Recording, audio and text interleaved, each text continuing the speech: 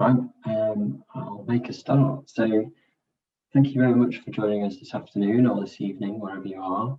We're doing a webinar on the book launch, Rethinking Darkness, Cultures, History and Practices. And we're very privileged to be joined by a number of chapter authors today. But before I run through that, I'll just run you through the Zoom controls. So hopefully you can all see this sort of panel at the bottom of your screen. So you'll see there's a Q&A box, a chat box, and a raise your hand box. So if you've got any comments or just general comments about the presentations, just put those in the chat. If you have any specific questions for any of the panelists today, please put them in the Q&A box and I will pick them up. We've got designated slots for Q&As, so we'll deliver the first 4 presentations followed by Q&A, and then there's another 3 presentations also with a Q&A. So I'll just run through the schedule next. So this is the schedule that we've got for today. So we kicked off by Tim, who's just going to give a bit of a rationale about the book. And then obviously you can see the rest of the speakers there. We've got 8 in total from joining us from all around the world, which is really good. So like I say, after the first 4 presentations, we'll run through a bit of a Q&A. So at any point, if you've got any questions throughout the presentation, just put them in the Q&A. They'll just stay there and I'll put them to the panel at the end of that first block. And then same goes for the second block. And we'll just have a quick short break in the middle. As you know, here in England and in Manchester, we love a cup of tea, so can't go now without one. So we'll stop in the middle for a cup of tea. And with that, I'd like to introduce you to Tim, who is going to deliver the first presentation of this session. Cheers, Tom, that's fantastic. Okay, so what I want to do is I want to just say a little bit about how the book emerged, but also I want to say something about my travels towards the dark side. Around 2009, I became very, very interested in all forms of light in illumination. And amazingly, actually by seeing Christmas light displays amongst working class householders around Manchester and Sheffield. And so I thought, oh, I've got to research this. This is really interesting. And so I tried to explore what, being a geographer, what had been written by geographers about light and illumination. And I discovered that nothing ever in the history of geography has ever been written about light and illumination, which is kind of weird. If you think about it, that's space, place, and landscape, the things that we're interested in as geographers, are assumed to be to exist within this kind of neutral wash of colour or light or darkness. Well, we don't know. So it's kind of really odd. And if you think about how we experience those landscapes and places, it's actually quite profound when we think about the patterns of light and dark, colour, luminosity, and then after nightfall, the kinds of illumination that cover space. And so I was kind of astounded by this. And so that took me off on a really big, long journey where I looked at the aesthetics of light, focusing quite a lot on light festivals. And then, of course, it won't surprise you that having been pretty preoccupied with light, it seemed really odd not to look at darkness. Darkness being light's companion, shall we say. And so I started to look at darkness. And I visited a whole host of different sites. I went to a dark restaurant where you eat in pitch blackness. I went to a range of different tourist attractions. I participated in thrill rides. And of course, I went to a dark sky park. And in the same way that geography had never discussed light, similarly, it hadn't discussed darkness, which is kind of really odd. And so looking in the literature, it became apparent that there were some interesting works on darkness, but these were primarily social histories. And these were a good starting point, I think. But what was interesting, and you often find this, I think, as an academic, when you kind of identify an area of interest, is that so at the same time do a lot of other people. There's some sort of wave that goes along. And so bubbling under my research into darkness were the research being carried out by a whole host of other people. Of course, this was broader than academia, so light designers were starting to become interested in dark design and the use of shadow. The dark sky movement, of course, had taken off a few years previously and was gaining traction. And there were increasingly wider concerns about over-illumination. And in addition, artists and all sorts of other creative practitioners and how they might deploy dark to transmit all sorts of kind of ideas and feelings. And of course, ecologists also became kind of quite prominent in arguing for the perils of over-illumination to biosphere. So the dark then, as I kind of embarked on this process, I was just part of this larger movement where the dark was being reassessed. And it's kind of really interesting, I think, this reassessment. The kind of dominant notion of dark, at least in Western culture, I think it's important to say this, is that the holy trinity of Christianity, legacy of pagan superstition, and paradoxically, the advent of enlightenment and reason and scientific pursuit, cast darkness in a very dark light indeed. Darkness got a really bad press, and this kind of combination of forces, I think, have produced a kind of normative assessment about what darkness is that seems overwhelmingly negative.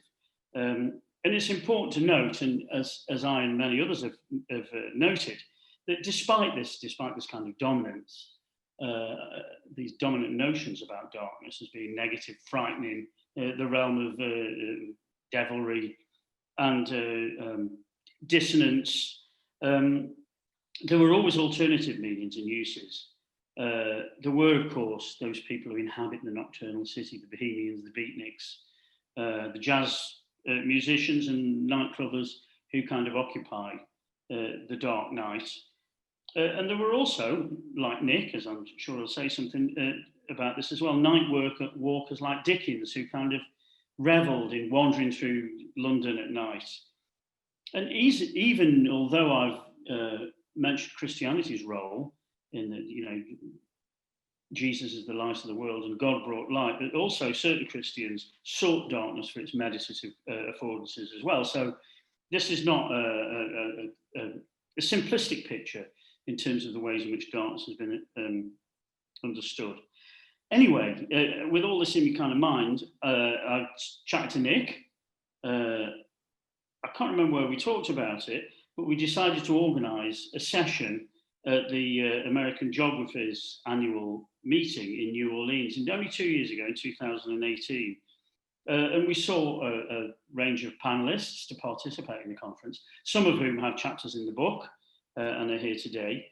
And following that, we were really inspired by the quality of the papers and how interesting this new work was. And we thereafter sought other people, other potential contributors who might offer their own approach. And this book, I guess, is the result of that. And we hope it kind of consolidates with this kind of new scholarly approach to darkness, a scholarly approach that's also kind of more widespread than simply academia. And I think the first thing to emphasize about this, and what I kind of hope that the collection as a whole does, is that it specifies that there is no essential darkness, that darkness comes in many forms, but also the kind of understandings and uses and meanings that circulate around darkness are incredibly varied and have been incredibly varied across time and space, as I kind of hope our collection sort of goes some way towards showing as well, with kind of the histories of darkness and the way in which it's been deployed and understood in all sorts of different ways, and likewise across the world used in all sorts of different ways.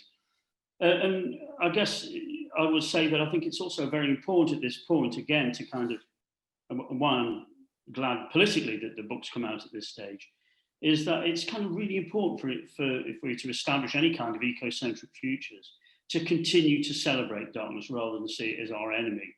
And that hopefully will help us to understand darkness as a companion to light rather than that which must be extinguished by light. And we can have achieve a greater balance between light and darkness and minimize the kind of extremely malign effects of over-illumination that we currently suffer. And it's kind of interesting, I think, to think about the relationship between light and dark. And certainly looking at light festivals and various artistic deployments of light, it's kind of really obvious, been long obvious to me, is that light is most potent when it's positioned against a dark backcloth. Light then comes into its own. Of course, in a city, if you have an array of different illuminations, perhaps the most kind of potent or interesting forms of illumination can never stand out in this kind of large ambient illuminating wash. And so it's kind of really important, I think, to think about how we might reconfigure that relationship between light and dark.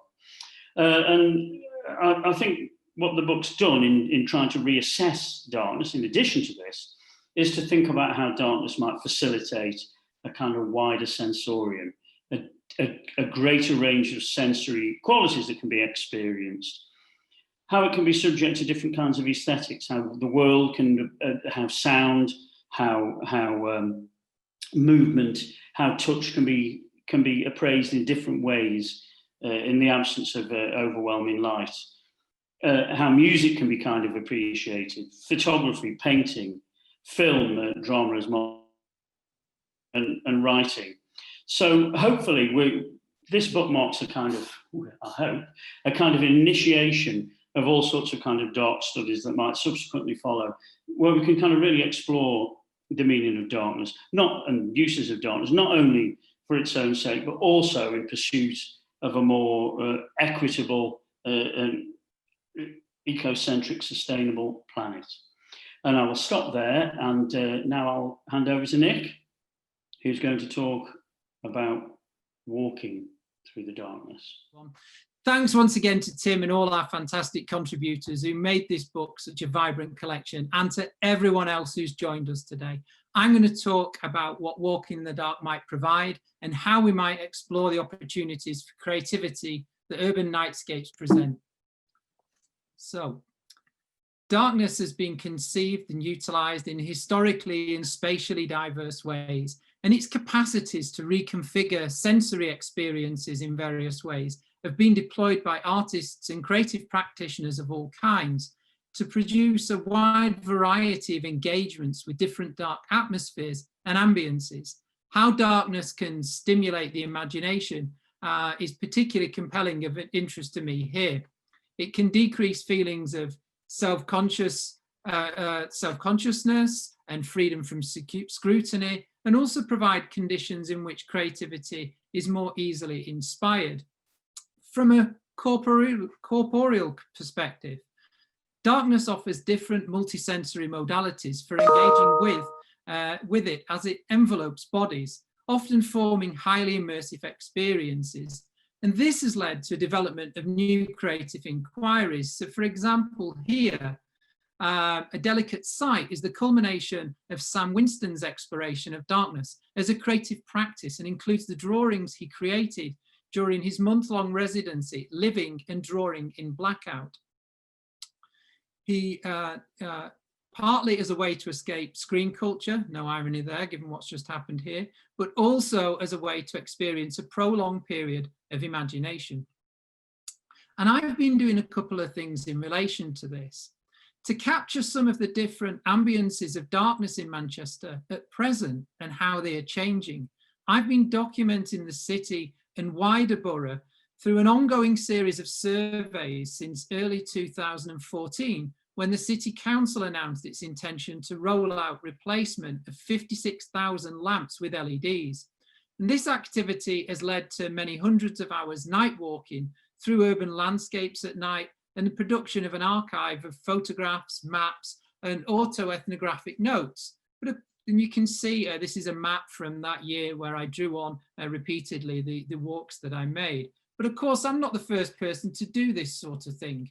The journalist William Blanchard Gerald, together with French artist Gustave Dore, produced an illustrated record of the shadows and sunlight of London.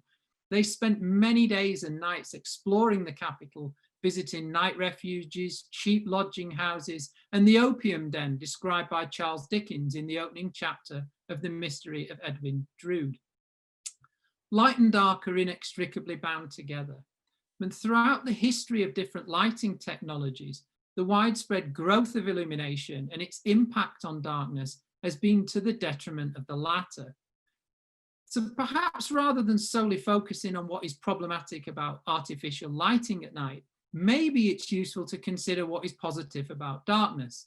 And you can all see here 2 photographs of Castlefield in Manchester taken in 2016 and 2020. The one on the left is before the replacement of sodium street lamps by LEDs. The difficulty now is that many people in the city cannot remember what alternatives we had, which makes options for the future hard to identify. It's one thing to wonder at night, but what does this mean for our capacity to wonder as direct experience of the current variety of darknesses is likely to be obstructed or at least hindered by the profusion of LED street lighting? And this street scene you can see on the right was typical of a kind of Western city. It's a mishmash of different lighting technologies and effective atmospheres. And so this kind of reminds us that difference will still persist and it will reassert itself across the city, even though there may be strategies to make it more uniform. So understanding that darkness is worth pursuing perhaps directs us towards an alternative way of approaching value in urban spaces at night. And perhaps it's hard to know what is lost if you've never experienced it. Since 2016, I've also been leading groups of people on collective night walks around the Greater Manchester City region to share with them different locations at night so they can gain first-hand encounters of how the quality and quantity of lighting in these places mediate our experiences of them. We have sometimes made drawings, written short texts, or used our bodies in different arrangements to explore our entanglements with darkness. Negative connotations of darkness still prevail, and they require unraveling and unpacking to aid our understanding of its effective dimensions in various cultures and societies, which is why Tim and I edited the book we're launching today. My work so far has largely been anthropocentric, and to be honest, it's not really engaged with the non-humans who might contribute to the composition of the identity of urban places after dark. So the recent work we've been doing at Imagination at Lancaster University is deliberately focused on seeking to develop a better understanding of more than human landscapes. The plethora of new agendas promoting health and well-being in cities is always accompanied by visions of clean, green, and crucially, daylit urban environments. So of specific interest to me is the invisibility of urban natures at night, and that's why we're establishing our Dark Design Lab at the moment. This new work aims to illustrate the entanglements between humans and non-humans, bodies and landscape, and place and time, to consider how we might evolve approaches for the design of the multi-species nocturnal city. So in the left-hand image, although we may not be able to see them, there are also Canada geese, a dog walker, a security guard, and swans present. I believe that this increasingly urgent as light pollution is now a global challenge, and enabling nocturnal urbanism to flourish may also provide new formulations of light and dark to coexist and new ways for us to appreciate them. Thank you. Thank you, Nick, and I'm glad we managed to get the screens sorted and everything. Okay, so up next we have Nancy and April, who will be delivering a presentation on the histories of darkness. So if I can ask whoever's doing the presentation for this to share their screen, and I believe you're joining us from not the UK as well. So I'll let you both introduce yourselves. Thanks very much. I'm April Knoll. I'm a professor of archaeology from the University of Victoria in Canada. So it's 7:25 a.m. here. And so I appreciate everyone making the roundtable here a little bit later in the afternoon for those of you in the UK, so that it wasn't too early for us here. And in fact, it's still dark, so it's actually quite appropriate for us. Nan Gonlin is actually going to be doing the presentation, so I'll let her well, I'll let her introduce herself, and then she'll share her screen, and then we'll both kind of chime in about what brought us together, what brought us to this field of study. Good morning, good afternoon, good evening. As April said, it still is dark here in the Pacific Northwest. So Nancy Gonlin, or Nan Gonlin, as people in archaeology know me, and I'm a professor of anthropology at Bellevue College. And I was struck by what Tim said in how he was thinking about the darkness and how nothing had been researched in geography. And I had the same thing happen to me, because there I was one evening at home, drinking a glass of wine by the fireplace, reading a book about daily practices. And I'm an archaeologist, and I think like an archaeologist all the time. So it struck me, I am using something that I don't usually use during any other time of the day, that is a wine glass. And I'm sitting by the fireplace because it's colder at night, and the light was low because I was reading right before I went to sleep. And I thought, daily practices, what about nightly practices? So I got up, hurry up, and Googled that. Nothing. Archaeology of the night, nothing. Nocturnal archaeology, nothing. I sent an email to my advisor at Penn State. Have you ever heard of archaeology of the night? He says, I have no idea what you're talking about.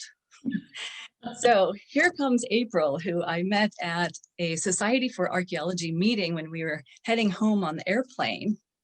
And you can pick it up from there. Yeah, we actually just both had come from a conference. We'd never met. Just by accident, we were seated next to each other on an airplane because we were both heading out west, me to Canada and Nan back to the US. And and we just started sharing slides and talking, and in realizing that we were both taking different approaches to understanding the night, and we were understanding archaeology and so on. And it wasn't until a few months later, I think, that Nan got in touch with me and said, hey, you seem to be someone who's interested in, thinking outside the box a little bit. What do you think about doing an archaeology of night? And well, thinking outside the box, because April researches paleo porn. Oh yeah. I was trying to decide whether I should share that or not. if anyone might have some idea of what I'm talking about, yes, it would be her. For propriety's sake, I will just say it's looking at Upper Paleolithic figurines and why people in pop culture refer to them as pornographic and so on. And so I thought, well, at first I thought I really don't have anything to say about the night. I don't dig up the night. What can I say? My time period is the Paleolithic. So, I work at anything from, 6 or 2.5 million years ago to 10,000 years ago. What can I say about what people did at nighttime? But Nan's really persistent, which is something I found out pretty quickly. And then I realized, the more I thought about it, I thought, okay, well, I can talk about the origins of fire and how did that change people's daily rhythms and nightly rhythms? How did that have this profound change? In fact, I have a lot to say about the night. And so we decided to work together. And what we found, though, when we started to approach our colleagues, because we wanted to put together a volume that was as representative over time and space as we could. Nan works with the Maya, I work with human evolution, but there's so many other parts of the archaeological record we wanted to include. And we sent out numerous invitations to people. In fact, even people, very senior colleagues who were fundamental in creating paradigm shifts in our field. And even those people were saying, well, at night, what can we what can we say? And we kept saying, well, you don't dig up the day either. It's you make assumptions that all of your artifacts speak to the day and that nothing was going on at night. Because as Nan and I realized, as archaeologists, we're excavating our sites during the day. Tourists visit during the day. We go to museums during the day. And just so by default, we imagine the people that we study being alive, going about their businesses during the day. And we forget that nighttime is actually an incredibly busy place.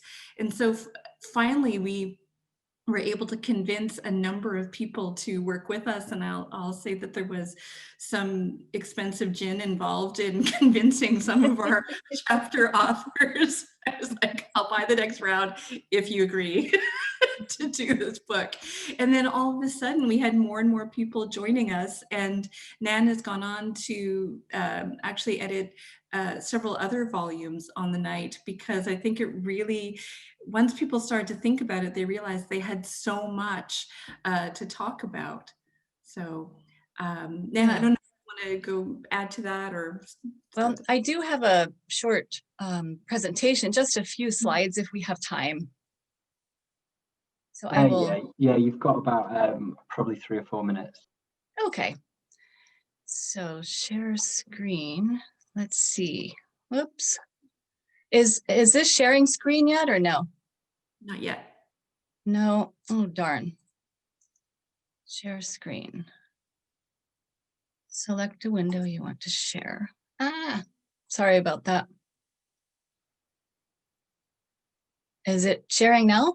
Yes. Yeah, we've got that now. Okay.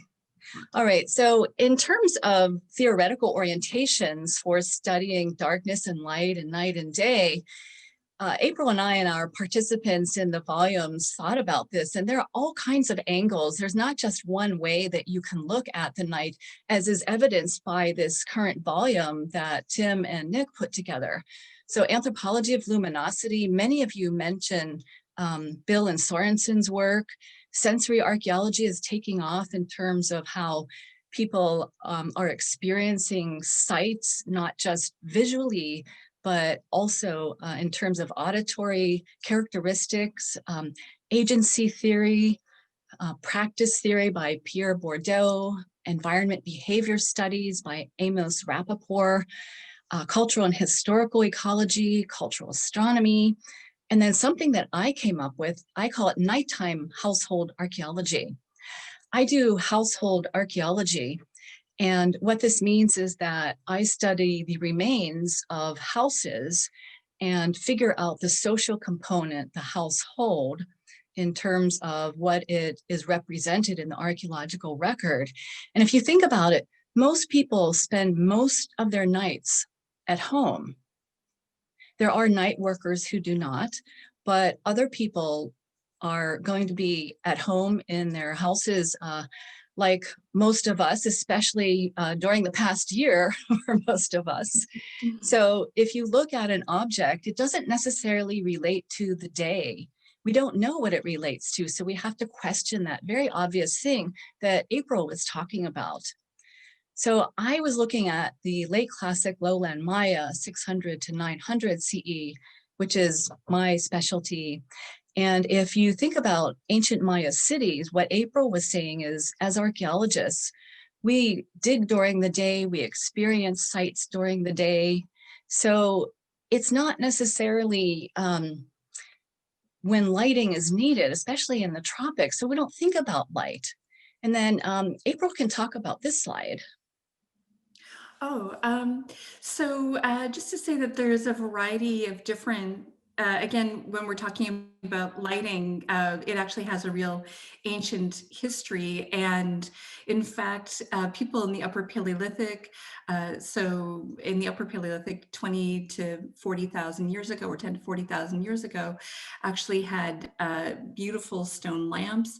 And we find them inside caves, we find them outside caves. So we know that they actually were able to transport light to where they needed it.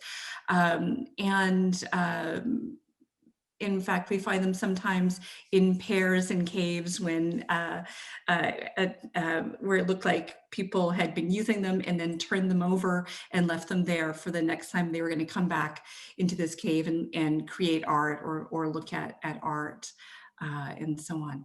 So that's, oh, sorry, that's the one that's in the upper right hand corner. And then the other ones I'm not as sure, but I know the bottom one is from ancient Egypt. And the other two I'm less familiar with. Oh, which one? have one from, oh, Rome, and then the Viking one as well. So there's a real, history to lamps in the archaeological record. And some of you brought up about lighting and its antiquity in the volume. So I was delighted to see that. When we talk about sources of natural illumination, obviously the sun, but the moon. And when I tell my students this or other archaeologists, well, you can't see by the moon. Well, yes, you can. If it's dark, you can see by the moon. And so many of my students have never seen the Milky Way, which to me it's criminal. But the moon provides enough light to see by if it's not drowned out. When we look at portable illumination, we find evidence for torches among the classic Maya. This is a rollout of a classic Maya vase, and here you can see these two individuals holding torches, and definitely torches, excuse me, for nocturnal politicking in the palace. This is another rollout vessel from the Justin Kerr Maya vase database. And if you look at this individual, and if you look at the other individual holding a torch, I found that the power of shadows here is very powerful. Examine this palace scene again. Where would shadows be cast and upon whom? Who is lighting whom and for what reasons? And the shadow aspect is also something that is infused throughout Nick and Tim's volume, which I really appreciated. Deer hunting at night was done by torch. Instead of a deer and headlights, you have a deer and the torchlight. And this is portrayed on this particular ceramic vessel. And we know that nocturnal rituals took place, and they were made possible by the torch and by the light of the moon. This particular carved stone lintel at the site of Yaxchilan was one of the most famous because one, we can decipher these hieroglyphs, and Lady Shook here is doing a bloodletting ceremony. So she's taking a thorned rope through her tongue to shed blood on the paper below, which will be burned as an offering.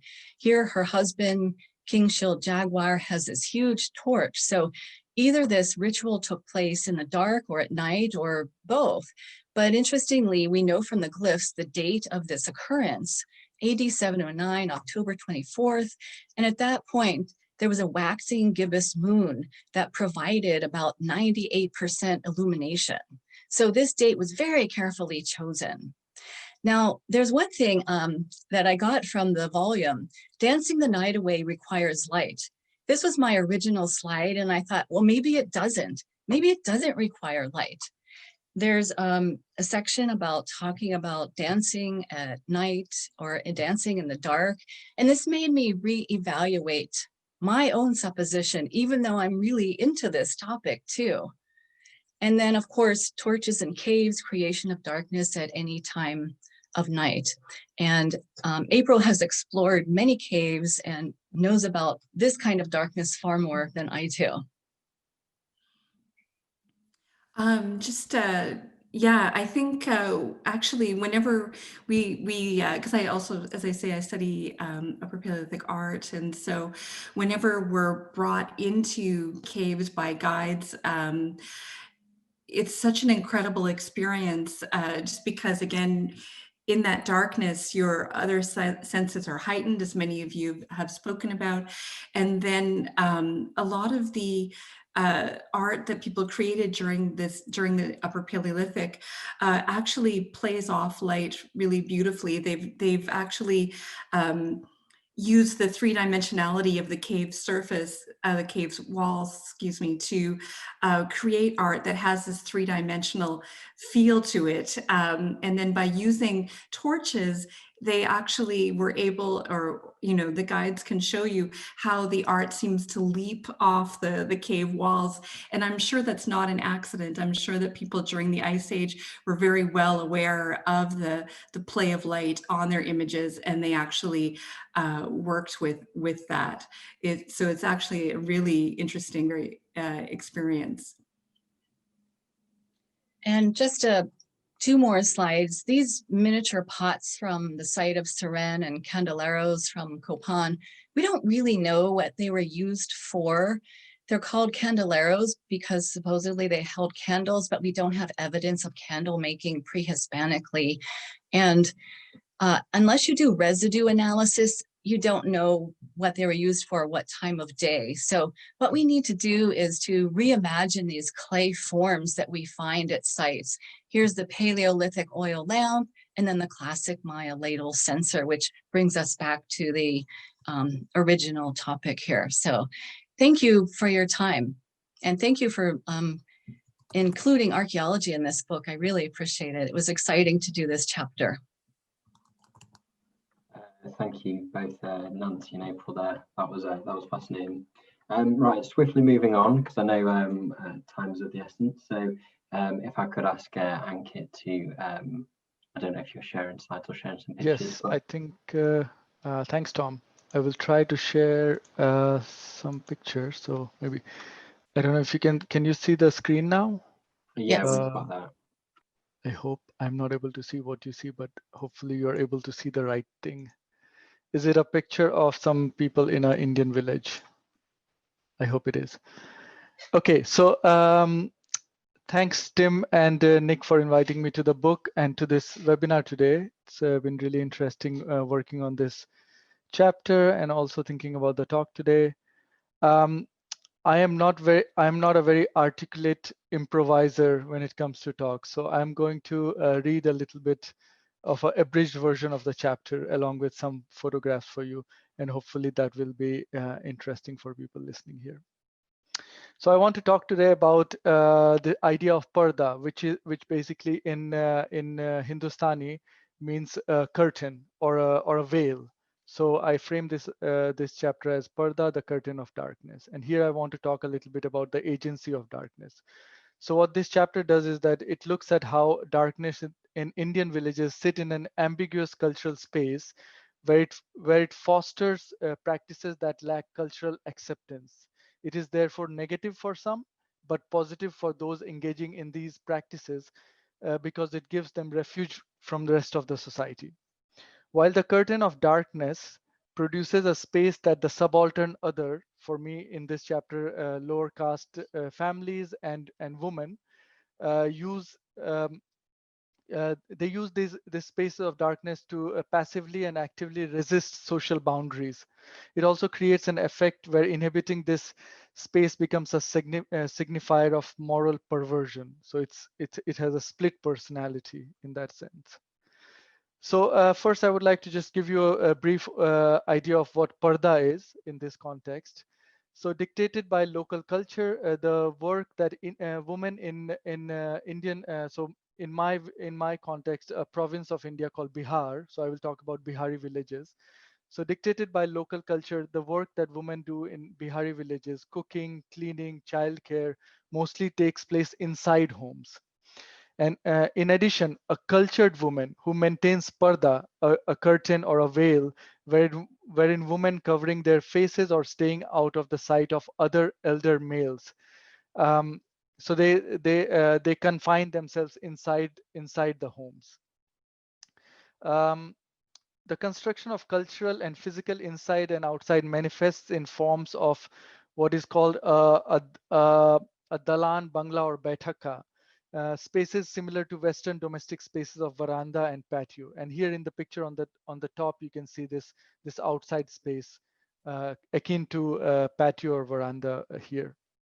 These spaces outside or in front of most Bihari villages are a part of home, but are designated as the outside, since their open and uncovered nature results in a lack of parda. Women usually avoid these spaces, which are largely exclusively occupied by men who use these spaces for meeting and greeting or evening chit chat, as is happening in this top picture. Guests are often entertained in these spaces, and men also frequently sleep here, as often I did during my fieldwork in these villages. Women sleep either inside rooms or on rooftops or in open spaces in the middle of houses called angan. So here in the lower half of the picture, you can see this inside space of the home called angan.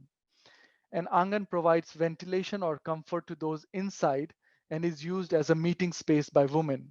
During summers, women also cook here. So here in the picture in the far end, you can see earthen hearths where women would cook. And some higher caste families build a boundary wall around these inside spaces so that women have parda, but can also enjoy the comfort of open spaces.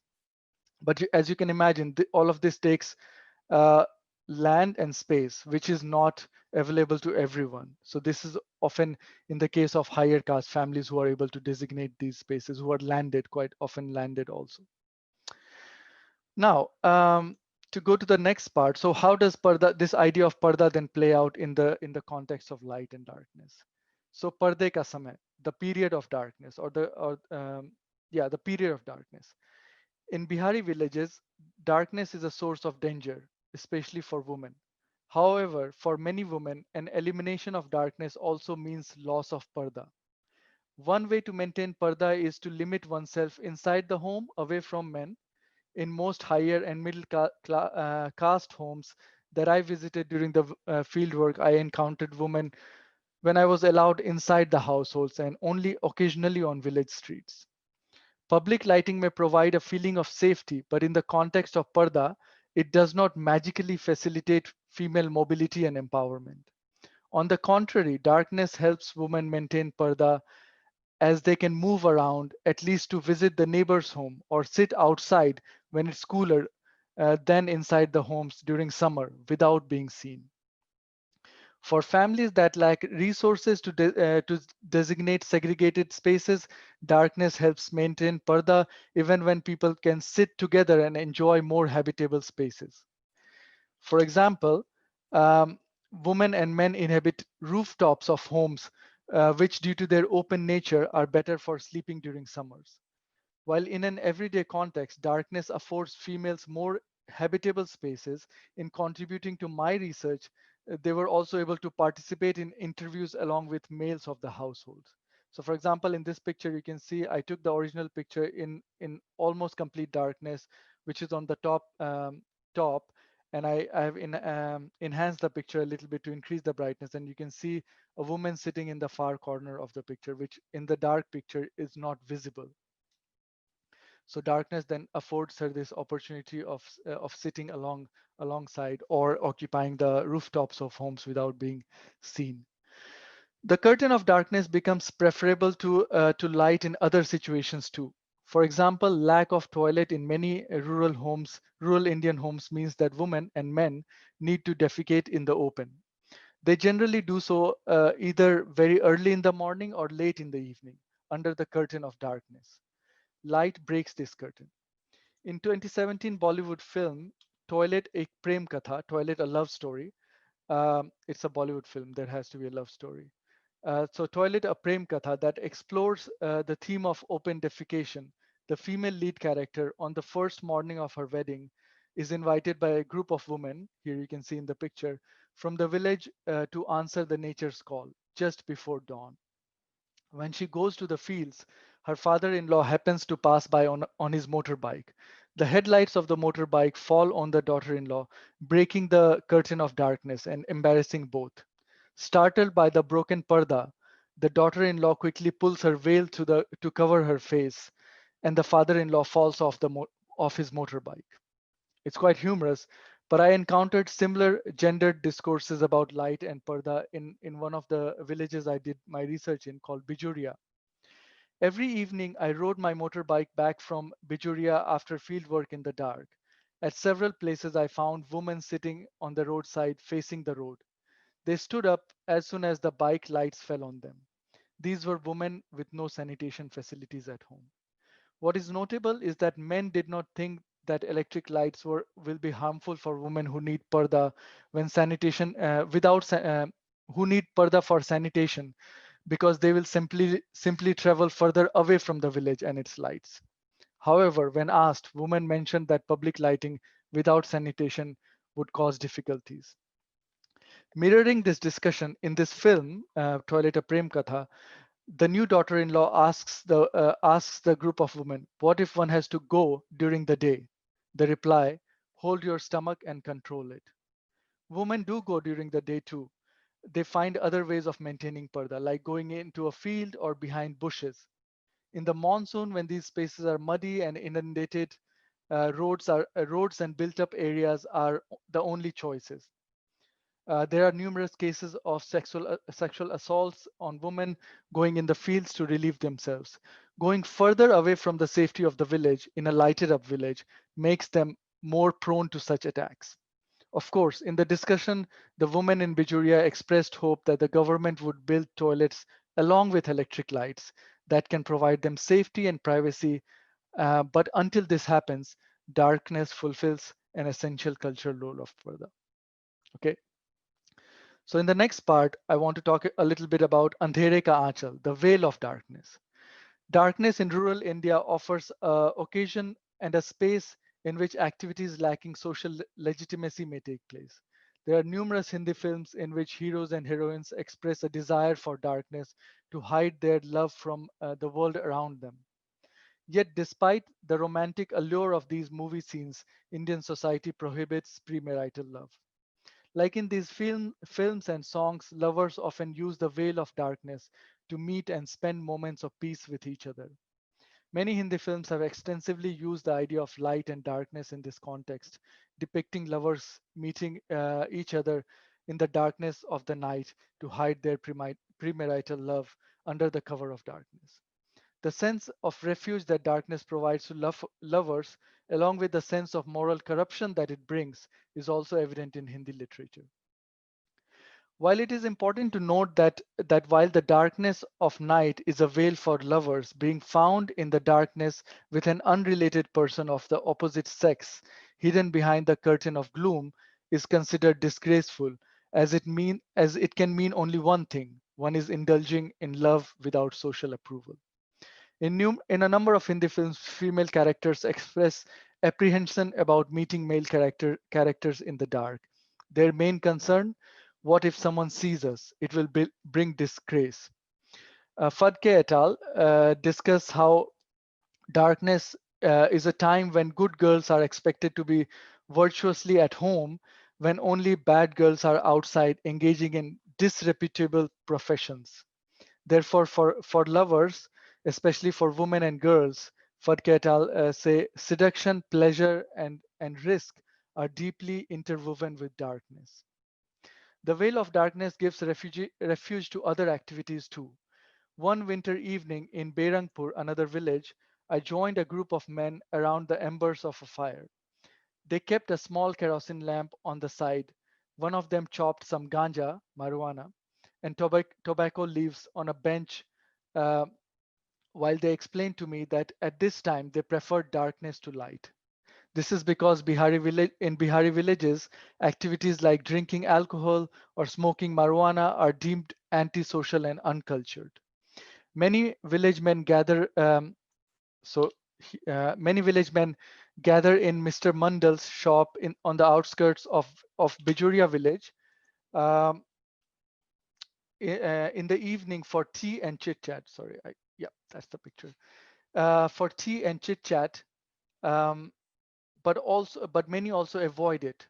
One can buy ganja at Mr. Mandal's shop. There is no light on the side of the shop. Here people are able to smoke ganja in the safety of darkness. Those who sit in front of the shop under the light bulb drink only tea. Even though this is common knowledge, people do not feel comfortable in carrying out these activities in the public view due to social disapproval. So darkness provides a home to stigmatized behaviors, both offering freedom to those who partake in them and reinforcing the belief of others that darkness is morally wrong and corrupting. So to conclude, what the chapter does is that it has explored the ambiguous cultural spaces that darkness occupies and creates in Indian villages. Darkness is thus conceived as positive and negative at the same time. Poorer people who lack resources, land, and money to create gender segregated spaces in homes use the parda offered by the curtain of darkness to inhabit the same spaces.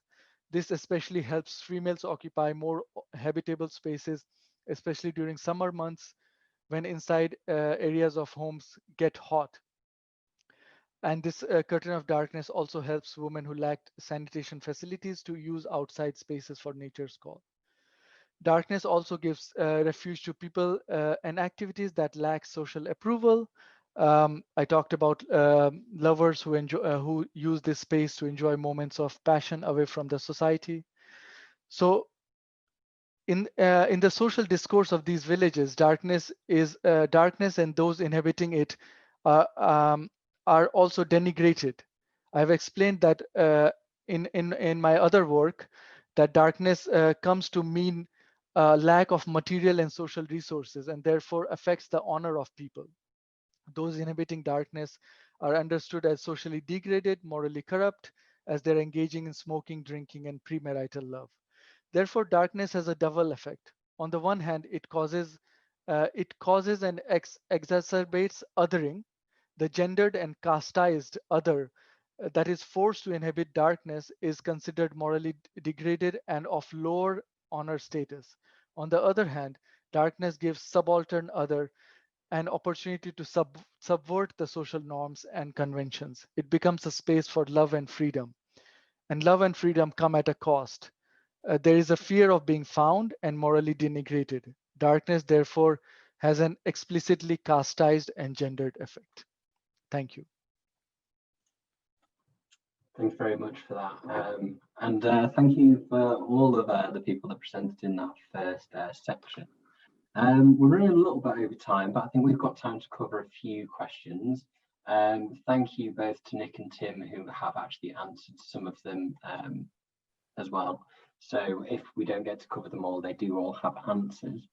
One of the first ones I wanted to go to, which I think I can sort of go to April and Nancy first, which Nancy, I very much like your background now, very dark, very fitting with the theme. And we've just fallen under darkness here in the UK as well. So the sun is just coming up. So the question is, complete darkness can be scary. Is this left from our early days when fire was the only protection against wild animals? Well, I know April has researched this far more than I have, but I think that people are still afraid of the dark, complete darkness. And it's not just humans, it's also other beings as well, other animals. What do you think, April? Yeah, I think so too. I mean, actually, that was one of the interesting things when we were putting the volume together, that that there are so many different approaches to the night. So sometimes, in some cases, we found that night was actually a time of freedom, a time of liberty. One of our authors wrote in our book, wrote about how for enslaved people, for instance, working on slave plantations in the Bahamas, that nighttime would actually be this time of liberty where they could escape surveillance and meet with family and friends and keep their culture going and so on. And of course, in other examples, nighttime is terrifying. So we had examples from Rome where it was super dangerous to go out at night, and you know, and so there's so many rituals that also take place at night, partially because of the kind of, you know, scariness that, or that sort of scary element that comes along with doing, you know, secret rituals and that kind of thing. So really, the night as a frightening time is not universal, but it certainly is shared in different times in different places. Whether that goes back, I think if I was an evolutionary psychologist, I would probably argue that it has to do with our ancestors, because we seem to kind of locate everything, you know, in those time periods. I can't say for sure whether that's the case, but certainly there must have been something quite empowering about conquering the night in some way. That. I was definitely going the evolutionary psychology route. Yeah.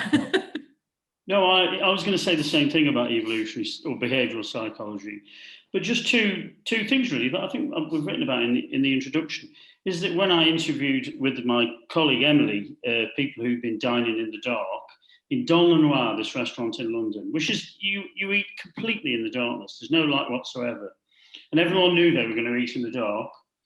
And then about half of the people that we interviewed about 70 people, and about half of them said, but we didn't think it was going to be so dark.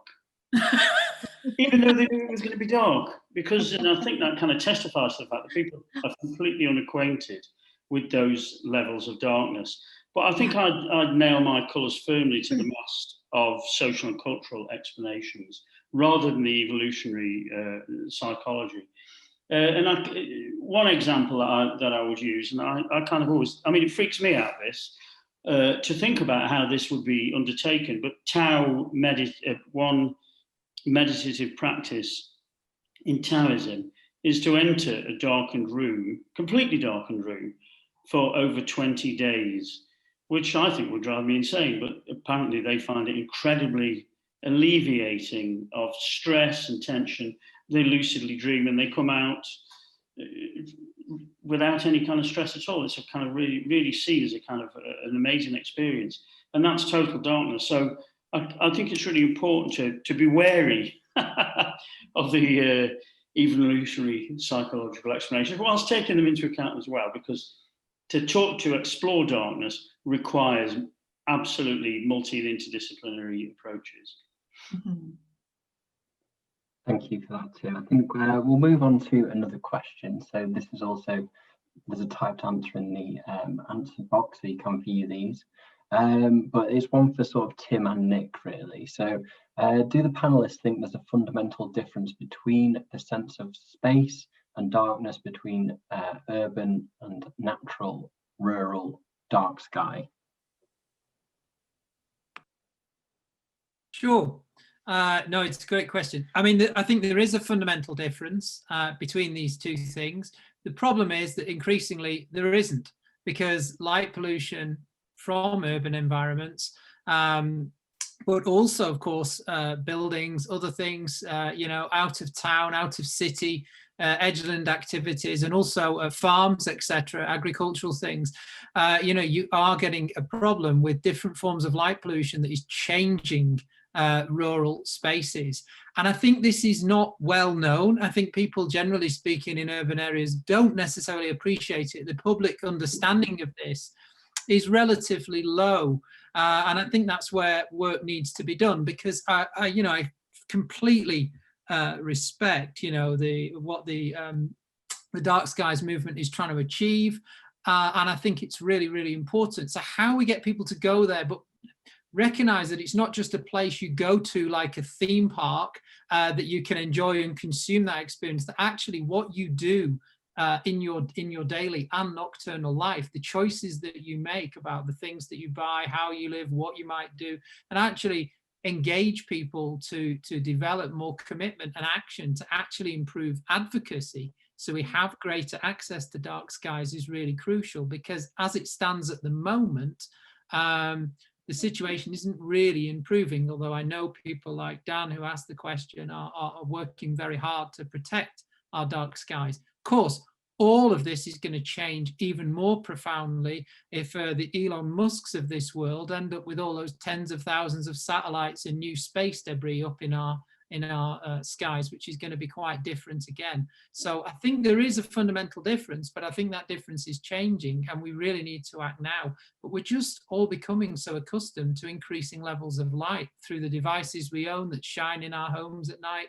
We know we shouldn't look at our phones before bed, all that kind of stuff, that we're forgetting our relationship with darkness, as Tim explained earlier. Perfect. And Anke, it would be great to get your perspective on this, as a focus on the rural environment, and it just looking at maybe the difference between some of the built-up cities in India and the rural study that you focused on, whether there's a difference in practice there. Thanks, Tom. Yeah, I mean, in relation to the whole discussion on sanitation, that's quite challenging, because there are obviously urban areas also, or so-called urban areas, where informal residents lack sanitation facilities, and there they are completely exposed to this urban lighted environment, which perhaps makes things more difficult. And there are sort of discussion around this. So I know that Colin McFarlane has written about how slum dwellers often have to go into or further onto waste piles or big piles of wasteland where they can hide from full view, and these make them not only vulnerable to kind of social threats, but also natural threats, because it is a polluted environment in any case. So that kind of it becomes, in some way, then that rural and urban comparison becomes quite similar in this case. But in other cases, of course, there are some one or two instances in the chapter where I compare with urban areas where people talk about how, or rural residents who might have visited urban areas talk about how it is much easier in rural areas to find these moments of love in darkness, whereas in urban areas you're always exposed to this kind of lighted environment, and there is no dark corner in that sense. So I think that, for me, that would be an interesting comparison also to think about. Well, there we go. There I am. We're back on board. Okay, well, hopefully everybody's refreshed and has now got a warm cup of tea in front of them. It's quite a chilly evening here in the UK, so nice to warm your hands on a little cup of tea. And after now we've completed the break, I'll just pass over to you, Katrin. If you are you sharing slides? Sorry, yes, I am. So I will.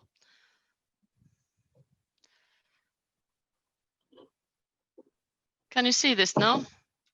Yes. Yes, we've got Yes, that. Thank great, you. great. Over to you. Okay, thank you. I want to start by thanking you for inviting me, and especially since I didn't join the conference. And so Tim and Nick, they gave me the opportunity to write my chapter in the book, and I'm very pleased about that. It's a beautiful book, and congratulations, and to you all. I'm just going to read out my presentation and try to make the slides follow as it goes. It is December in Iceland. While citizens are dealing with the COVID pandemic, nature follows its course no matter what, and darkness creeps in. This morning, the sun rose at 11:17 a.m. and sets at 15:23.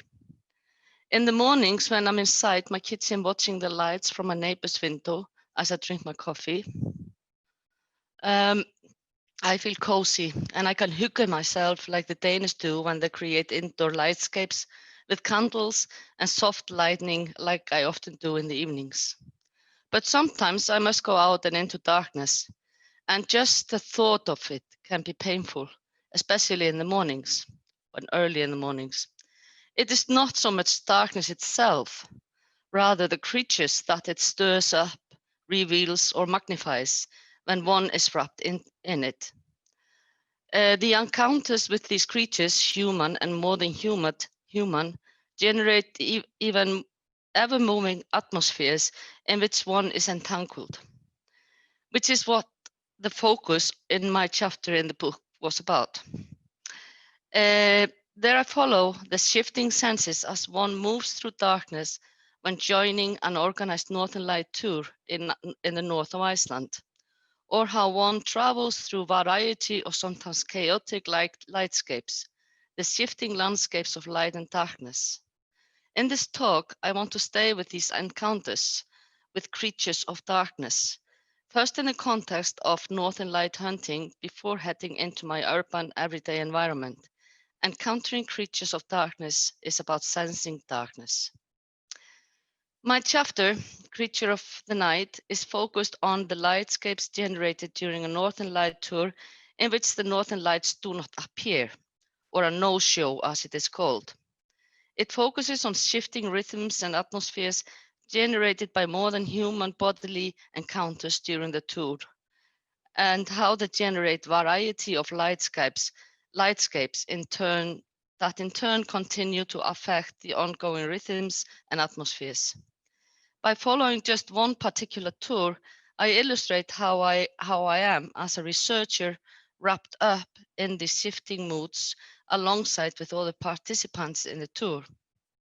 Following Toulouse and Coutari, I argue that Northern Light tours follow a process that territorializes through deterritorialization and redeterritorialization that takes place in a space that is tactile, and one needs to bodily adjust to it. Before a person goes on a tour, we can assume that certain expectations have been formed based on images and materials provided by different promotional mediums through which the scene is imagined and sensed or territorialized. This, however, takes place without direct bodily sense for the environment, and what might happen is this. So you come as a tourist and you expect to see this, and the first thing you see when you go on the tour is probably this, and what you see when you get into the bus is probably this, as Tim Edensor might know. He has tried this. The tour participants need to adjust, and now in direct bodily contact with the ground with which they are connected. In fact, as a tour guide pointed out when interviewed, he said, "You throw a handful of people into a black box, and you are with them, and you have to entertain them for 6 hours. So how do you do that?"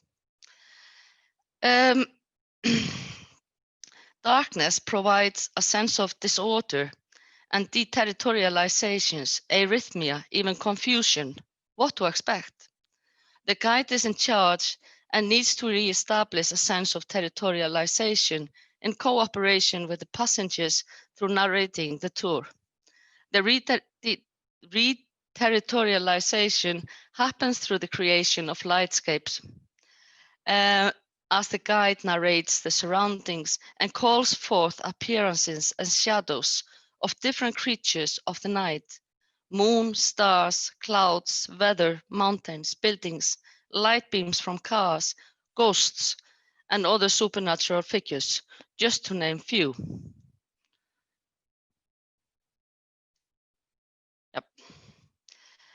Northern Light tours always start by leaving the urban environment in order to escape the artificial lighting that dominates and obscures the lights that appear in the sky. The open space of the countryside always provides for out-of-the-ordinary appearances. Guides tell stories about mysterious figures that occupy the landscape and appear in darkness at the same time as they teach the tour participants to read into the sky to dictate the possibility for the lights to appear. Shades start appearing with different temporalities and mesh and shape the rural lightscape that the tourist bodies adjust to as they get involved with the modern human rhythms and attune to the atmospheres. In other words, guides weave together material components, read into the local environment, play with expectations, communicate, and make the northern lights accessible no matter if they appear or not, through more than human encounters.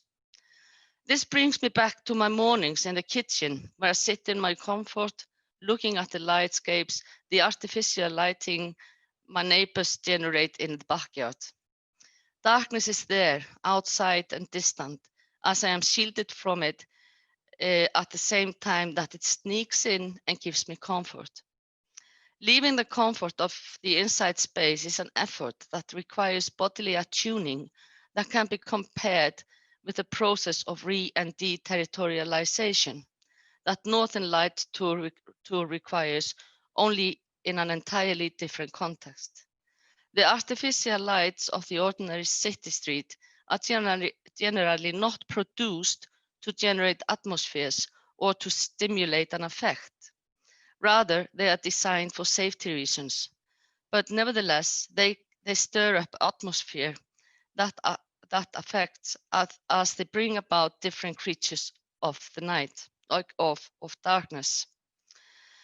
When outside my house, the sensation for the environment is forced to change as the bodily adjustment moves from being merely focused on what the eyes take in to the rest of the body. In fact, In darkness, the eyes can deceive. The creatures of darkness are there, not always to be faced, rather felt, as I move amongst them, wrapped up in darkness.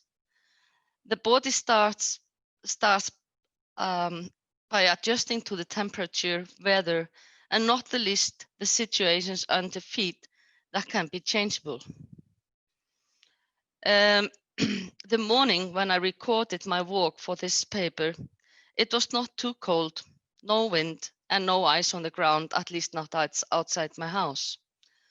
I looked at the cars passing by and into the sky on the ground, passing by and into the sky, where the moon was dancing and the clouds. The sound and light of the fast-moving cars, the stillness of the moon, and the lighting from houses and lampposts provide a sense of chaos. Heterogeneous combination of acting creatures are providing a sense of arrhythmia I shall adjust to find my rhythm merged to it. I head on.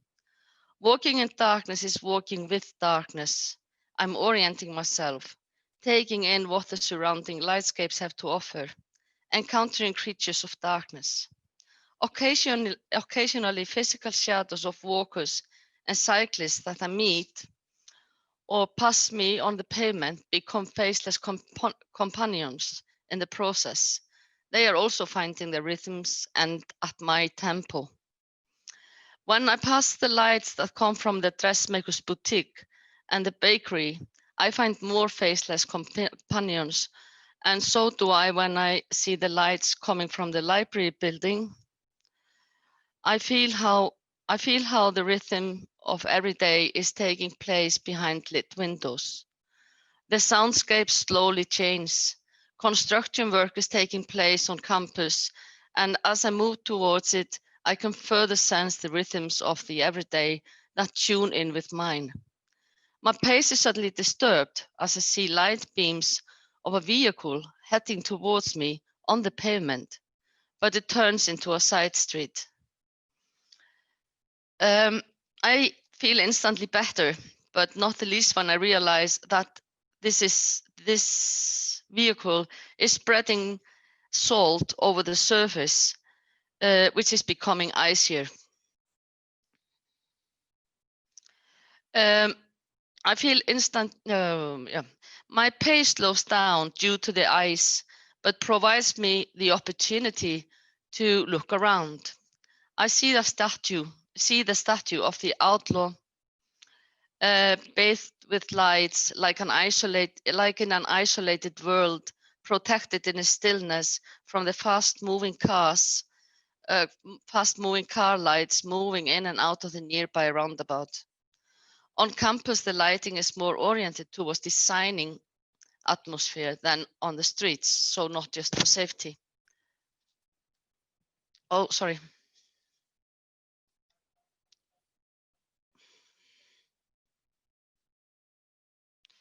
I was going to go, sorry, screen actually went away. Yes, spotlights provide beams that illuminate buildings rather than directing pedestrians, which I find uncomfortable, but at the same time, I'm used to it. I glimpse the shadow of a lonely tree.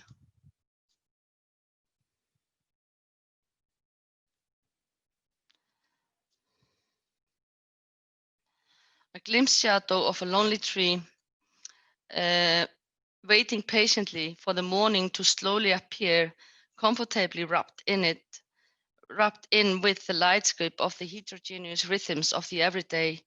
Amongst the creatures of darkness that daylight will soon obscure, nevertheless, creatures continue to merge in different forms as the process of territorialization continues with ever-moving lightscapes. Thank you.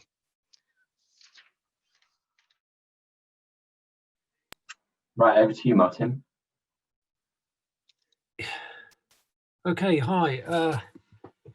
Thank you very much to everyone who's presented so far.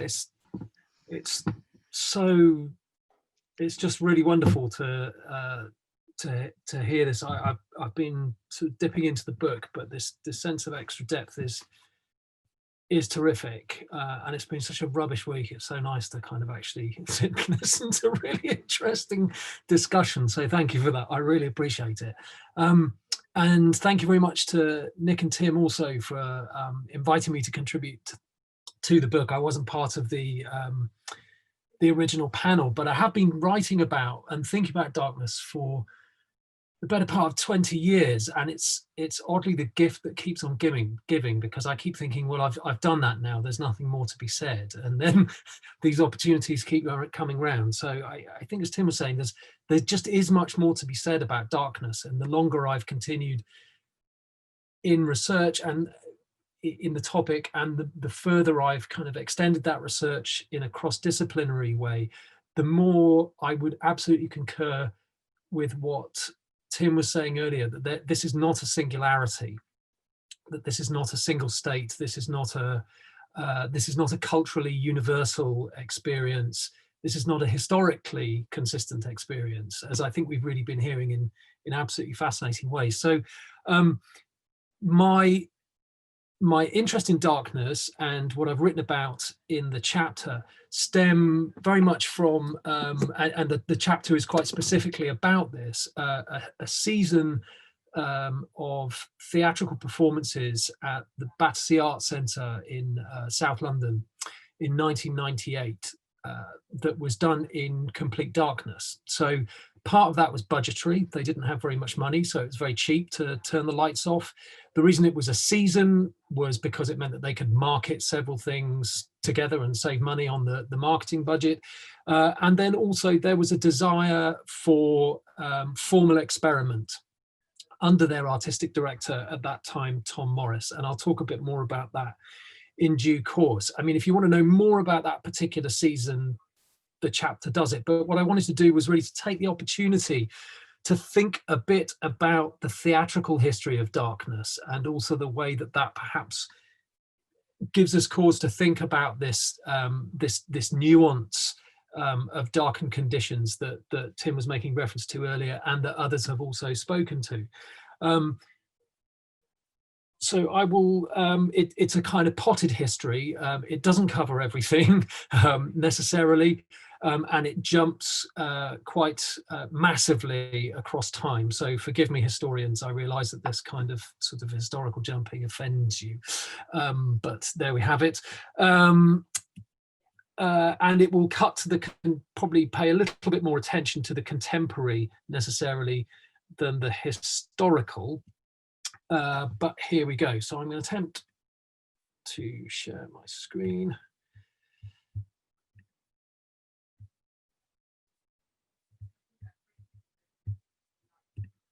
Okay, so I hope that you can now see this. Okay, so as I said, my discussion here will be pretty much limited to a perspective based on what I sort of loosely call Western theatre, by which I mean, broadly speaking, the Euro-American tradition.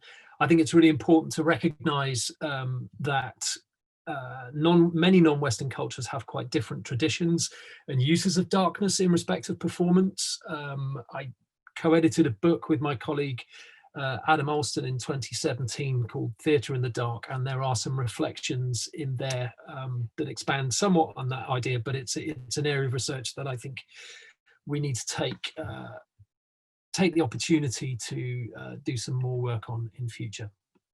So as I said, the focus of my chapter is on this this season playing in the dark that was at the Battersea Arts Centre in 1998. It's not the first instance of theatre in the dark. There was a short season at the Avignon Theatre Festival a couple of years before that, and indeed Tom Morris had put on a production of Samuel Beckett in darkness. Beckett's what's actually a radio play by Beckett, All That Fall. But this stands out because it was a season, and because it invited a great number of artists working in quite different modes of performance to present work in complete darkness. So by that, I don't mean that they'd simply turn the lights off, but that they'd extinguished all sources of light. The rooms were completely sealed so that every single chink or crack that might let light into the space was completely removed. So it was a very full and total darkness, and they invited audiences to cover watches, with luminescent faces and so on. This led to them having to innovate in terms of safety requirements. They had to get very special permissions in terms of the licensing of the building. And it also began a number of experiments that have informed, I would say, the trend that's certainly quite noteworthy in the UK towards what's often called immersive performance, in which audiences are invited into the playing environment, and there's an appeal to a sensorium beyond the strictly audio-visual, I suppose, that you would normally expect at the theatre. And the artistic director at this point of the theatre, Tom Morris, was pivotal in this. And I think some of the formal experiments with theatrical language and space that he initiated there have kind of echoed out the 20 years since. So some of you might be familiar with Tom Morris, partly for his work producing the production of War Horse for the National Theatre that's performed to great acclaim internationally since. But also he was very pivotal in putting forward work by companies like Punch Drunk, who have become a very successful force in British theatre since. So it's quite an important festival, season rather, in terms of what it's set up for UK theatre then. There was work by the BBC Radiophonic Workshop. There were performances given by members of the RSC. You can see it there. The dark dinners, so the dining in the dark that Tim mentioned there, had an early presentation in the UK there. It had been given on a few occasions before then. There was music in the dark. There was all sorts of stuff happening. But so this was a very unusual set of performances. But what I want to suggest is that it connects to a much longer history of darkness in the theatre. There are a couple of images from the festival that I've got here. That was a bad joke, sorry, it works better when we're in the room together. But obviously, I think if we're going to think about theatre history, and if we're going to do a potted history, as I've suggested that I'm going to attempt, then we habitually jump back to ancient Greece. So the word theatre itself comes from the Greek, from thea or view, from where we also get theory, theatre meaning place of seeing. So theatre has a long history in terms of how we think about seeing and knowledge. And of course, one of the sort of most famous experiments in thought around sight and knowledge is Plato's Allegory of the Cave. So for those of you who don't know it, in the Republic, Plato gives this very kind of gruesome story about how we can't trust the images that our eyes present us.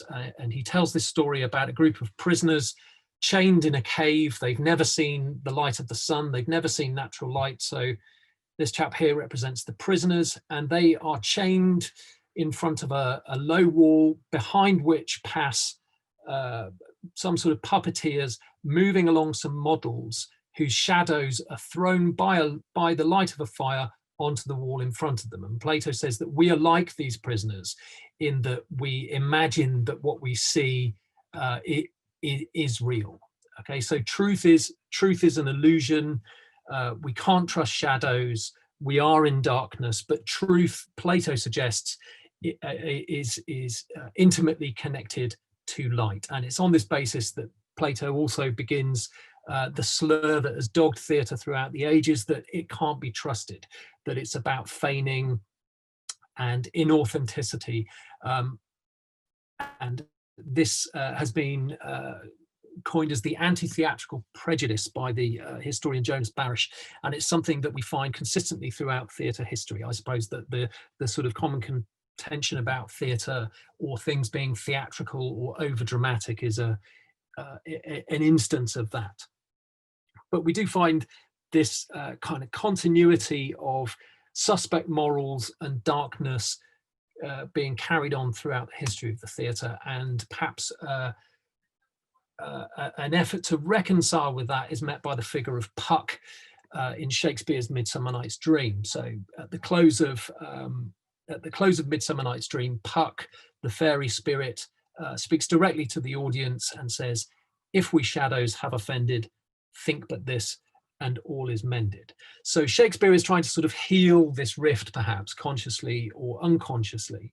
But we find in the Shakespearean theatre a move towards indoor theatrical production, not exactly for the first time, but towards a professional theatre, certainly in the UK and in other countries in Europe, where being inside is, or rather moving inside is what you do to watch theatrical performance. So moving from something that's lit by the light of the sun to something that is sustained by artificial illumination. So the image here is actually, it's not from Midsummer Night's Dream, it's from a production of Cymbeline by the Globe, but at the reconstructed Blackfriars Playhouse, the Sam Wanamaker Theatre. So this was a reconstruction by the Globe relatively recently, where they reconstructed the indoor playhouse of the Blackfriars, and it's a playing space that is today lit by candlelight as it would have been then. So what we see, I think, somewhat in this picture is the extent to which it's not simply the illumination, if you like, not simply the light that provides an aesthetic here, but also the quality of shadows. So the aesthetic of light and darkness as something that works together in the theatre is really beginning to make its presence felt from this point forward. And I think it's also worth noting that this quality of light is not the fixed, stable light that we might be familiar with, but this would also have been a light that's quite dynamic. It's on the move. So candle flames, of course, flicker in the breeze and shadows move accordingly. So there is a kind of life to the shadows here that would perhaps have chimed with Puck's suggestion that we are shadows. The players that you see merging in and out of these conditions have a kind of shadowy quality. So we find shadow as well as light becoming integral to theatrical aesthetics. And around the same time, or rather actually jumping back slightly in historical time, but we find in the Italian Renaissance, where there was a similar move towards indoor theatrical production, we find that there was a great attention given to the potential of darkness towards seeing and aesthetics.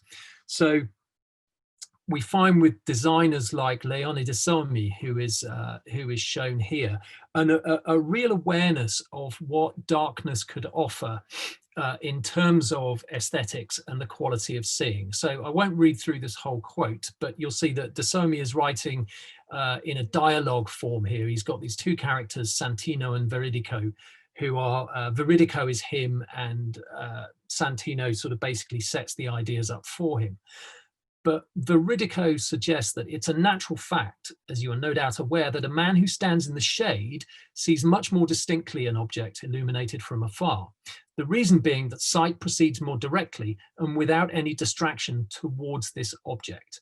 So what he's referring to there is that if you have a darkened auditorium, you have a much clearer view of things that are happening on the stage. And indeed, your eye is drawn towards the stage. In some sense, that sense of distance is collapsed. So the quality of immersion that we, that is somewhat fetishized in our own present moment has been in play for, really quite a long time in thinking about theatrical aesthetics.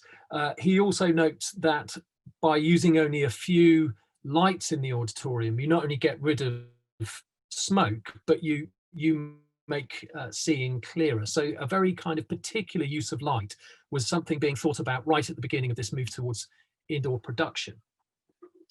this obviously becomes much more accentuated and things become much more flexible with the introduction of powered lighting, first with gas and then with electricity.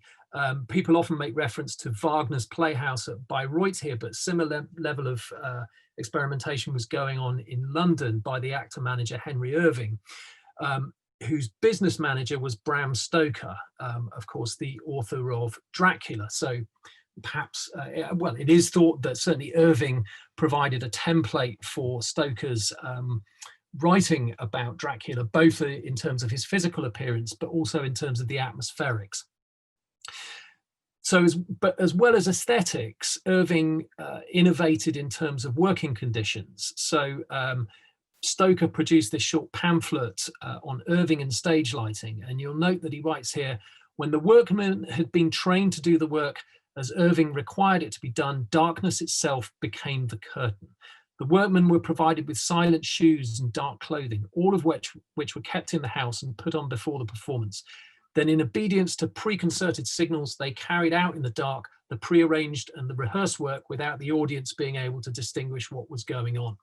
So it seems almost certain that the invention of the blackout happens at this point. So what's become a kind of central theatrical convention in which you extinguish the light in between scenes and theatre sort of proceeds as a process of a varied state of light and dark really begins at this point. And certainly Irving also experimented to a great extent with differential states of darkness in the auditorium and light on the stage.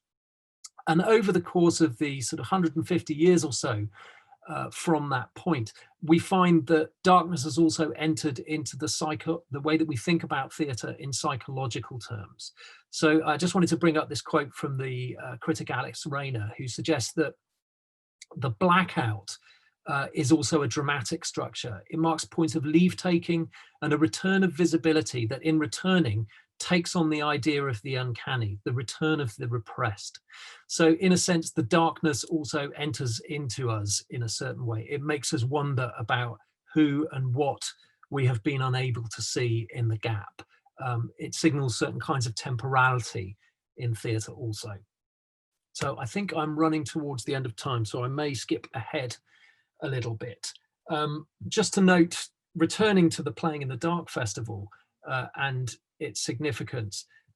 So you'll see in the middle the note of Theatre de Complicité's work here. This was a scratch performance by them that was one of their first experiments in the use of sound in the theatre. So it's worth saying that what this season afforded was an experiment not just with not seeing, but in a way with rehearing what was happening in the darkness. And some of you may be familiar with a production that they made a few years ago called The Encounter, that made use of a binaural playback in the theatre. And I think that it's been very interesting to reflect on the way in which, whilst theatre necessarily hasn't become very much darker, we have experimented much more with what's been allowed. And I just wanted to leave very finally with a reminiscence, I think, of one of my favorite in the dark performances, which was given by a theatre maker called Chris Good in the installation How It Is at Tate Modern, which is this huge shipping container structure you see here that was by Miroslav Balka in 2010. And Good was commissioned to make a work in there. I'll leave this bit of script here, but Chris imagines himself in and speaks in this condition of darkness, speaking to an imaginary head of visitor experience at the Tate Modern Gallery, in which they try to negotiate her concerns about him being naked in the dark. And it presents a kind of absurdity of our fear in relation to our fear of what might happen in the dark, that it's not so much his nakedness that's a problem, but our imagination of it. Okay, and I'll stop there. Thank you. Thank you, Martin. So we are now on to our final presentation. So if I could ask Natalie to just quickly introduce yourself and share your screen if you are sharing slides. Thank you. Hi, thank you. Just to echo what others have said, it's just really great to be here and a pleasure to be part of the collection. So thanks to Nick and thanks to Tim for bringing us together in book form. I am Natalie. I am an artist and a postgraduate researcher at the School of Geographical and Earth Sciences at the University of Glasgow. And I will talk to you my chapter a little bit and then finish with a short reading from the chapter. And I'll also share 2 photographs which are printed in the chapter. So I'll just start by sharing one of those photographs. Hopefully it's going to work just while I continue speaking. So hopefully you can see the first one there. Okay, so my research explores the cultural values of natural darkness and the night sky from the perspective of an international dark sky place, this particular one being the Galloway Forest Dark Sky Park in the southwest of Scotland. In a nutshell, international dark sky places are designated areas where local authorities, organisations and communities, among others, have pledged to conserve the natural darkness of the night sky. And this usually takes place through light pollution abatement programmes, and there will also be educational outreach and public engagement that takes place. And I've noticed that there are a few key figures from the dark sky places community here this evening, this afternoon, this morning, whatever we're at, so welcome. Galloway was designated in 2009. I believe it's certainly the first of its kind in the UK and Europe as well. So it's just celebrated its 11th full year in November. Dark sky places are often described as windows to the universe, where the division between Earth and cosmos is at its most permeable. They are considered to be places of transformation, where we might come into contact with something very unusual that shifts the way we relate to landscape, to environment, to world. It's not just about seeing something awe-inspiring, but about seeing and sensing and situating differently and what that does. So this is what I mean by the Dark Sky Park as creative milieu, which is the title of the chapter, in that the experience of being there is generative of new and multiple relations with place and planet, and that these experiences are facilitated by the specific conditions which a dark sky place cultivates.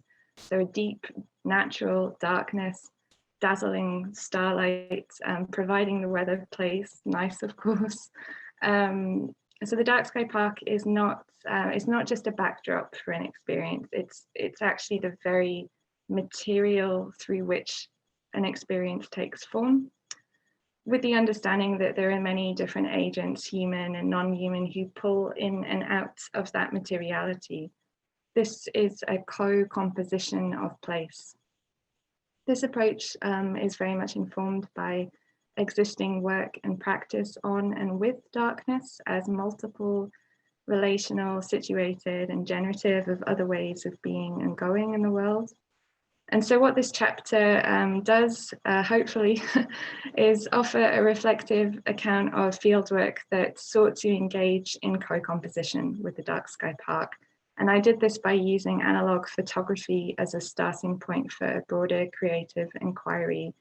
So photography is a medium that I love working with, but in terms of this project, it also felt like a meaningful way of speaking to some of the central passions and practices of dark sky places, which include astronomy, stargazing, astrophotography, essentially people looking at and sensing starlight and being in the dark together. I use homemade pinhole cameras. A pinhole camera can be constructed from a drinks can or a shoebox. Essentially, it's just a dark container that can be made light-proof. And then you create a really, really tiny aperture for the light to come through and create the exposure. And this is made using a pin, hence the name pinhole camera. The apertures are tiny, they're a fraction of a millimeter. So the exposure times are really, really long. It can take hours in low light to create an exposure, and low light were the conditions that I that I was working in. Because the exposure takes such a long time, the practice became much more than simply going in and getting an image.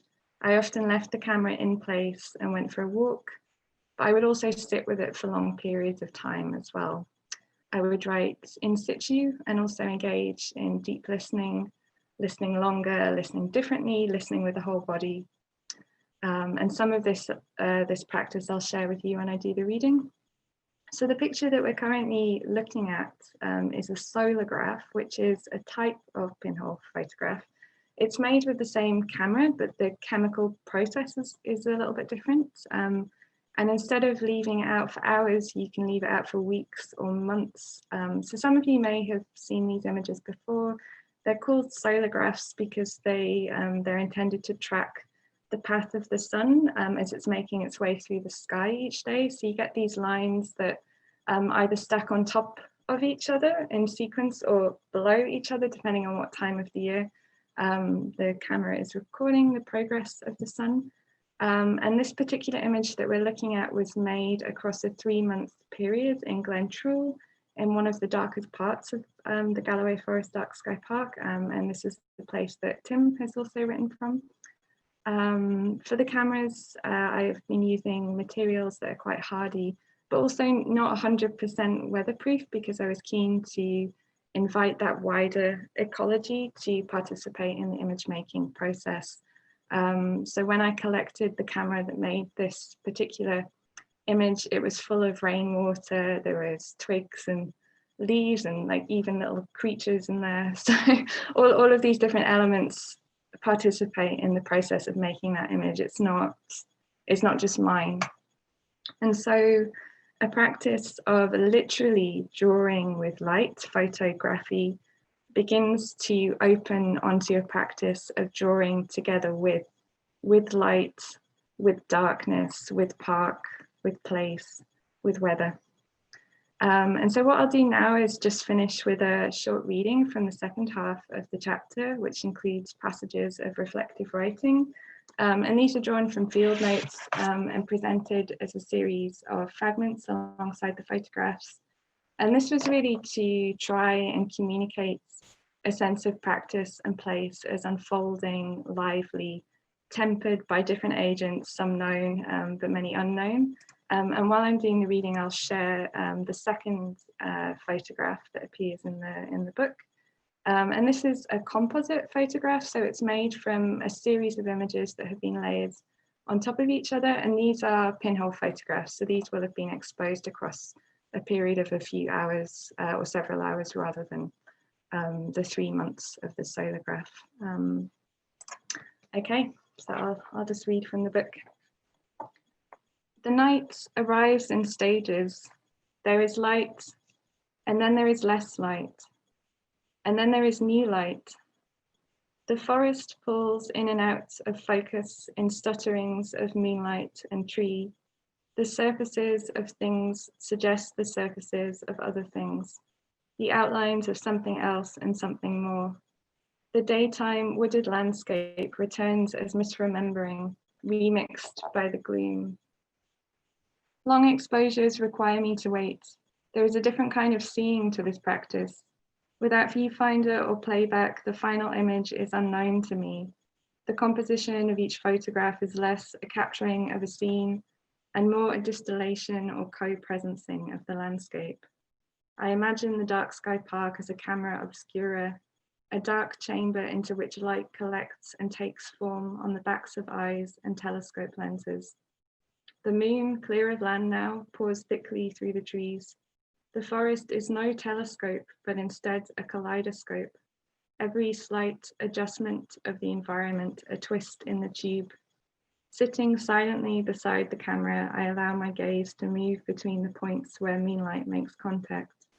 Here, light sharpens around the edges of trunks, makes lacework of overlapping mossy branches. Over there, it brushes the forest floor, clings to the surface of water and shines in the eyes of forest creatures, suddenly disclosed and then quickly gathered back into the dark. Deeper into the woods, light hangs like a cloud. Not moonlight anymore, something harder to name. only visible from the side of the eye. I feel it before I see it. And not only light, but sounds too.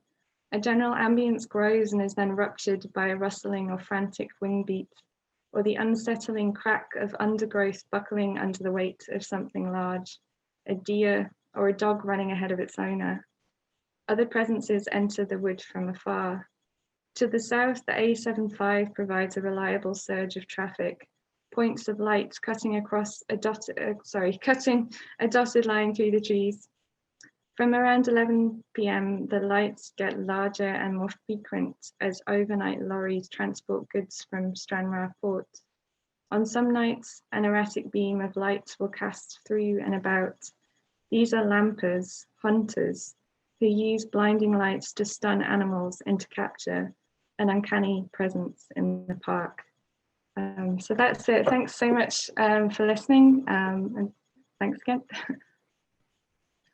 Thanks, Natalie. That was a really nice conclusion, actually, to all the talks. Very calming, especially now it's dark here as well. So thank you for that.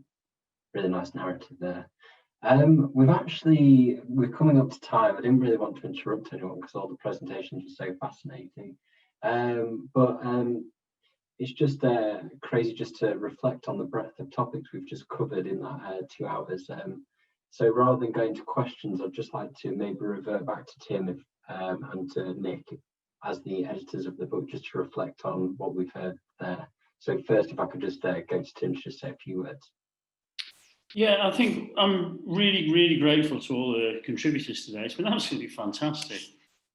Not only kind of really inspiring and wonderful to listen to, but also really convivial as well, and beautifully delivered presentations. That's so nice. Not kind of weird, rarefied scholarship, but kind of very communicative. So thanks to everybody for that. I thought it was great. Just a couple of points that I just wanted to, a couple of questions came up that I wanted to answer. And one was about rhythm. I kind of think it's really interesting, this notion of rhythm. And I know Catherine talked about rhythm quite a bit in her paper as well. But I think it's really interesting to think about darkness and how darkness in previous years enforced rhythm on space and place.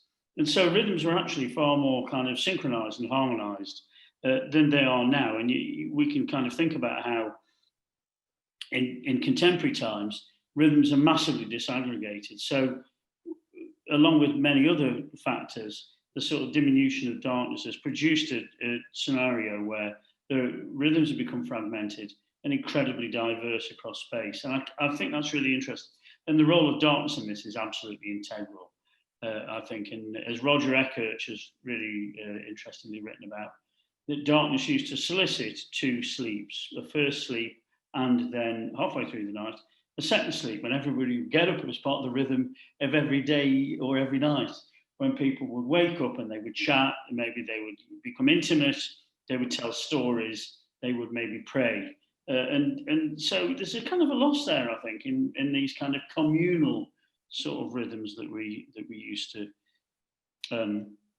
share, I think. And then the final thing is, and somebody also raised a really interesting point about place and how does darkness contribute to place. And Nick made some really interesting points here about how it fosters other senses. But I just want to say one thing, and one of the things that I really like about darkness, and I think it's kind of quite politically important as well, is that it defamiliarizes our experience of the world. And I think the process and practice of defamiliarization is really, really important, because it destroys that, what I regard as a kind of a big enemy, that of common sense, and the way in which common sense can be constituted by political power. Rancière has written interestingly about the distribution of the sensible, and how actually the way in which our senses are organized is actually part of a kind of wider politics. So anything that threatens or defamiliarizes our ways of apprehending the world, it is, I think, kind of really important. And darkness can massively contribute to that, as has become very evident in the presentations, in the theatre, in the dark sky park, in everyday practice, in walking. And so, yeah, I'll leave with that. But again, I just want to emphasize how grateful I am for all the participants, and also the people who are listening as well, and have asked very interesting questions and offered fascinating comments. So thank you very much. Thank you, Tim. Nick, who's almost transformed by the darkness there in the camera. I did say this was going to be partly performative, Tom. I deliberately am now entering the Mancunian night, so you know, just got a lamp here. Just to echo Tim's sincere thanks to all our brilliant speakers today and the wider group of contributors for our book. What I have found through editing this book and working with the people assembled here and the others that wrote the book is a real generosity of spirit that I think is reflected in the generosity of the subject. You know, I think one of the things, I mean, Martin summed this up beautifully, you know, every time I think about darkness, and I haven't been working on it as long as he has, I sort of think, oh, maybe I've done that now. And there's another dimension to it. There's another layer to it. And the diversity of inquiries, of practices, of new thoughts, you know, I think is really inspiring. And to hear some of those words come alive and also hear your angles and fresh questions from our audience here today has been fascinating. So I'd really just like to say a huge thank you. And I think what is very important to just point out here is, although we're delighted with our book and it's fairly comprehensive in what we've put together, I think it's the start of something else. I don't think it's the end word in all this. So I really hope that we can carry on collaboration. The people that are listening perhaps will be inspired to do other things as well. And it's so fascinating and enriching to hear conversations about so many different elements of darkness. So thank you all sincerely. Thank you, Nick. That's very well concluded. And I'm very sorry that we've run 5 minutes over and that we haven't managed to cover some of the interesting questions. But I think just because we're on 5 past, we'll have to leave it there. So thank you very much. And can I just say one thing as well? If anybody wants any papers or to ask any further questions, please get in touch with me, or I'm sure Nick's the same, and indeed all contributors I'm sure would welcome that. If you want to ask something or you want us to send you any PDFs or any such thing. But again, cheers, Tom. Excellently managed as usual. Thank you, Tom. Thank you, Tom. Yeah, thank you. And Thanks, good Tim. morning, good evening, good night. Thanks to you all. Thanks, everyone, Right, and well thank you, done. guys. Thank you. Bye. Good to meet you. Bye. Bye-bye.